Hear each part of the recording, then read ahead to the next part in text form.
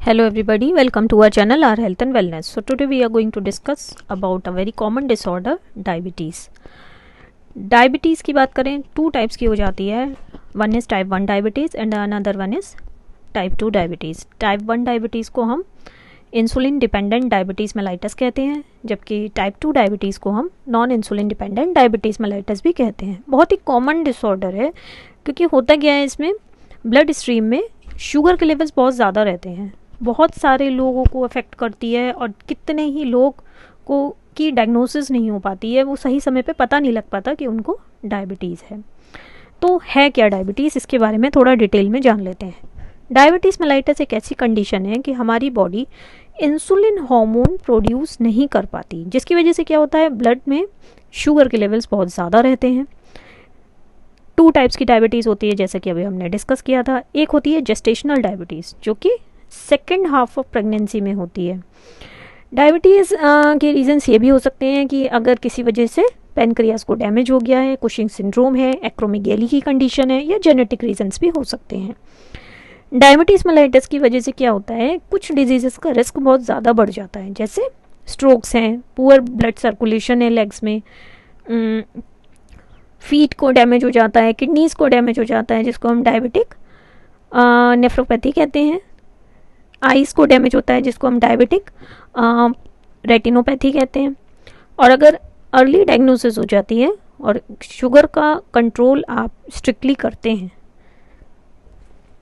तो इसको समय पर कंट्रोल में लाया भी जा सकता है. अब इसके लिए हमें क्या करना होगा, एक तो हेल्दी लाइफस्टाइल हमें मेंटेन करना होगा, जिसके लिए हमें प्रोटीन्स का इंटेक बढ़ाना चाहिए, क्योंकि जो हमारा इंसुलिन है वो प्रोटीन का बना हुआ है. मतलब उसमें अमाइनो एसिड्स होते हैं जो कि प्रोटीन्स बनाते हैं. हमें कार्बोहाइड्रेट का इंटेक रिड्यूस करना चाहिए, फैट्स का इंटेक रिड्यूस करना चाहिए. तो इससे हम कुछ हद तक शुगर लेवल्स को कंट्रोल में ला सकते हैं. अपना वेट हेल्दी मेंटेन करना चाहिए, रेगुलर एक्सरसाइज करनी चाहिए, और अपना ब्लड प्रेशर और कोलेस्ट्रॉल लेवल्स को भी कंट्रोल रखना चाहिए. तो इससे क्या होता है, आप इससे होने वाले कॉम्प्लिकेशंस को प्रिवेंट भी कर सकते हैं और उनको काफ़ी हद तक डिले भी कर सकते हैं. अब हम जानेंगे डायबिटीज़ मेलाइटस होती कैसे है. इंसुलिन एक ऐसा हार्मोन है जो कि बीटा सेल्स प्रोड्यूस करती हैं ऑफ आइसलेट्स ऑफ लैंगरहैंस, जो कि पैनक्रियास में लोकेटेड होती हैं. इंसुलिन तब प्रोड्यूस होता है जब आप फूड लेते हो. तो इंसुलिन का काम ये होता है कि ब्लड शुगर लेवल्स को रिड्यूस करता है. कैसे रिड्यूस करता है, जो मसल सेल्स हैं, लीवर सेल्स हैं एंड फैट सेल्स हैं, वो ब्लड से शुगर अपटेक करते हैं और उसको एब्जॉर्ब कर लेते हैं और उसको एक तरह से एनर्जी की तरह स्टोर करते हैं. टाइप 1 डायबिटीज़ में क्या होता है, जिसको हम इंसुलिन डिपेंडेंट डायबिटीज़ मेलाइटस भी कहते हैं, इंसुलिन प्रोड्यूसिंग सेल्स डिस्ट्रॉय हो जाते हैं, यानी कि beta cells of pancreas destroy हो जाते हैं, जिसकी वजह से नेचुरली बॉडी में इंसुलिन बनता ही नहीं है. इसका मतलब क्या होता है, शुगर स्टोर ही नहीं होता, रिलीज़ ही होता रहता है एनर्जी स्टोर से, जिसकी वजह से ब्लड में शुगर लेवल्स हाई रहते हैं. अब क्या होता है, इसकी वजह से थर्स्ट, बहुत ज़्यादा प्यास लगती है. प्यास क्यों लगती है, क्योंकि बहुत ज़्यादा अमाउंट में ग्लूकोज यूरिन से पास आउट हो जाता है, जिसकी वजह से उसके साथ वाटर भी पास आउट हो जाता है. इसका रिजल्ट ये रहता है कि बॉडी में एक डिहाइड्रेशन की स्थिति बन जाती है और हमें प्यास ज़्यादा लगती है. ऊपर से बॉडी इंसुलिन बनाती भी नहीं है, तो एक स्टारवेशन की स्थिति हो जाती है. अगर ये अनट्रीटेड रहती है, पेशेंट्स रेगुलरली अपना वेट लूज़ करते रहते हैं और उनको डायबिटिक कीटोएसिडोसिस की कंडीशन भी डेवलप हो सकती है. टाइप 2 डायबिटीज़ में क्या होता है, जिसको हम non insulin dependent diabetes mellitus भी कहते हैं. इसमें क्या होता है, 90% केसेस आपके डायबिटीज़ के टाइप 2 डायबिटीज़ के ही होते हैं, लेकिन इनमें बीटा सेल्स डिस्ट्रॉय नहीं होते हैं. बीटा सेल्स बंद नहीं करते हैं इंसुलिन बनाना, बट जो वो इंसुलिन बनाते हैं वो प्रॉपर्ली वर्क नहीं कर पाता है. वो जो स्टोर होती है शुगर, उसको प्रॉपर्ली स्टोर नहीं कर पाता है. जब वो टारगेट सेल्स को अफेक्ट नहीं कर पाता, तो पैनक्रियास और इंसुलिन प्रोड्यूस करता है उसको कॉम्पनसेट करने के लिए, और इस प्रोसेस को हम इंसुलिन रेजिस्टेंस कहते हैं. और ये कॉमनली वेट गेन से बहुत ज़्यादा रिलेटेड रहता है। इस तरह की डायबिटीज़ आप 40+ एजेस में देख सकते हैं, बट आजकल किसी भी एज में हो सकती है, इसका कोई हार्ड एंड फास्ट रूल नहीं है।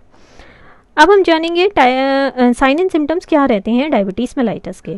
एक तो थर्स्टी डिहाइड्रेशन वाली स्थिति रहती है, यूरिनेशन हाइपर यूरिनेशन की स्थिति रहती है, वेट लॉस रहता है, विजन ब्लर्ड हो जाता है, और उनको बहुत जल्दी इन्फेक्शंस होने लगते हैं, ओरल थ्रश होने लगता है, और केरीज होने लगती हैं, दांतों में देखें कीड़े लगने शुरू हो जाते हैं, कई दांतों में लगातार कीड़े लगने शुरू हो जाता है, डेंटल पेन की स्थिति हो जाती है, पायरिया लगने के चांसेस बहुत ज़्यादा बढ़ जाते हैं।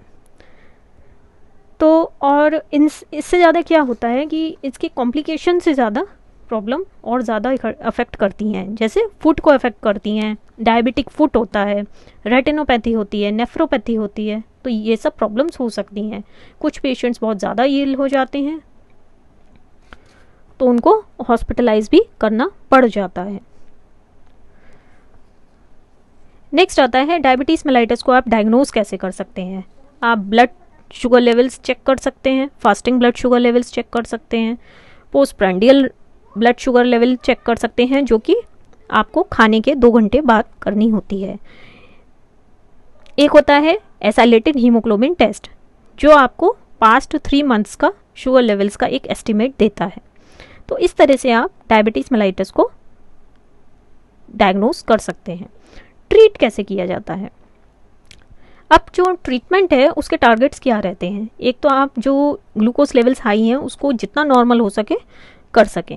दूसरा होता है जो एक्यूट सिम्टम्स ऑफ डिजीज़ हैं, जैसे थर्स्ट है, इस तरह के सिम्टम्स को आप मिनिमाइज कर सकें, लॉन्ग टर्म कॉम्प्लिकेशंस को अवॉइड कर सकें। तो ये सब तभी हो सकता है कि एक तो आप कार्बोहाइड्रेट्स इंटेक को कम करेंगे, दूसरा तब हो सकता है फैट इंटेक कम करेंगे और प्रोटीन इंटेक बढ़ाएंगे। तो इससे क्या होता है कि आपका वेट भी मेंटेन रहता है, इंसुलिन भी सही अमाउंट में बनता है, और जब वेट कंट्रोल में रहता है तो आपका इंसुलिन टारगेट ऑर्गन्स में सही से काम भी कर पाता है, जिससे इंसुलिन रेजिस्टेंस की स्थिति नहीं होती है। और ये तभी हो सकता है जब आप हेल्दी लाइफस्टाइल अपनाएंगे, जैसे वॉकिंग करेंगे, एक्सरसाइजिंग करेंगे, योगा करेंगे, मेडिटेशन करेंगे, और प्रोटीन इंटेक बढ़ाएंगे, अपना कार्बोहाइड्रेट इंटेक कम करेंगे, क्रेविंग्स कम करेंगे, जितने कम से कम फूड क्रेविंग्स को कम करेंगे, जंक फूड कम खाएंगे, फास्ट फूड कम खाएंगे, ये तभी हो सकता है। तो अब होता क्या है, डिफरेंट टाइप्स के ट्रीटमेंट्स चलते हैं पेशेंट्स के जिनको डायबिटीज़ होती है। इंसुलिन डिपेंडेंट डायबिटीज़ मेलाइटस में इंसुलिन दिया जाता है, जबकि non insulin dependent diabetes mellitus में जिसको हम टाइप 2 डायबिटीज़ भी कहते हैं, तो उसमें डिफरेंट ड्रग्स दी जाती हैं, जैसे कि सल्फोनिल यूरियाज, और इसमें आप दे सकते हैं DPP-4 इन्हिबिटर्स, GLP-1 एगोनिस्ट, या फिर आप दे सकते हैं SGLT2 इन्हिबिटर्स। तो ये सब क्या करते हैं, ब्लड शुगर लेवल्स को डिक्रीज़ करते हैं और शुगर को यूरिन से पास आउट होने में मदद करते हैं। लेकिन कई बार हम देखते हैं एक समय ऐसा भी आता है, कई पेशेंट्स कई सालों तक ये ड्रग्स लेते रहते हैं, तो कई बार ये ड्रग्स इनइफेक्टिव हो जाती हैं और उसके बाद उनको अल्टीमेटली इंसुलिन पर ही चलाना पड़ जाता है, इंसुलिन इंजेक्शंस ही देने पड़ जाते हैं। नेक्स्ट आ जाता है कि आप जब ये ड्रग्स लेते हैं तो उनके साइड इफ़ेक्ट्स के बारे में भी आपको पता होना चाहिए। तो क्या होता है कि एक तो मेटफॉर्मिन है, उसका साइड इफ़ेक्ट हो सकता है vitamin B2 deficiency, B12 deficiency, या फिर डायरिया भी हो सकता है। वेट गेन हो सकता है आपका सल्फोनिल यूरियाज से या पायोग्लिटाजोन से। सल्फोनिल यूरियाज से कई बार शुगर लेवल्स बहुत ज़्यादा कम हो जाते हैं, थ्रश जैसी कंडीशंस भी बन जाती हैं। तो ये सब भी आपको पता होने चाहिए अगर आप डायबिटिक मेडिकेशन पर हैं। लॉन्ग टर्म कॉम्प्लिकेशंस की बात करें डायबिटीज़ के, तो ये आइज़ को डैमेज करती है, वैसे तो पूरी बॉडी को ही डैमेज करती है, क्योंकि जहाँ जहाँ ब्लड जाएगा वहाँ वहाँ शुगर भी ज़्यादा ही जाएगी in case of diabetes. But सबसे ज़्यादा कॉमनली हम देखते हैं आइज़ को डैमेज करती है, किडनीज़ को डैमेज करती है, डायबिटिक फुट हो जाता है, गैंग्रीन का रिस्क बढ़ जाता है, पुअर ब्लड सर्कुलेशन हो जाता है लेग्स में। तो इसको हम कैसे मिनिमाइज़ कर सकते हैं, डायबिटीज़ को कंट्रोल करके, ब्लड प्रेशर को कंट्रोल करके, कोलेस्ट्रॉल को कम करके, कम से कम फैट लेके, हेल्दी फैट लेके, ओमेगा 3 फैटी एसिड्स ले सकते हैं, जिससे इन्फ्लेमेशन भी कम होती है और आपका फैट प्रोफाइल, लिपिड प्रोफाइल वो भी काफ़ी हद तक कंट्रोल में रहता है। तो इन सब से आप जो कॉम्प्लिकेशंस होते हैं डायबिटीज़ की, उससे बच सकते हैं। एट द एंड हम यही कह सकते हैं कि healthy lifestyle with regular exercise and healthy diet, इन सभी से आप ग्लूकोज लेवल्स को कंट्रोल कर सकते हैं, डायबिटीज़ को लॉन्ग टर्म में मैनेज कर सकते हैं। लेकिन रेगुलर मॉनिटरिंग बहुत ज़रूरी है। आपको फिजिकली एक्टिव होना पड़ेगा, रेगुलर एक्सरसाइज करनी पड़ेगी, तभी आप इसको कंट्रोल में रख सकते हैं। So that's all for the day. Thank you so much.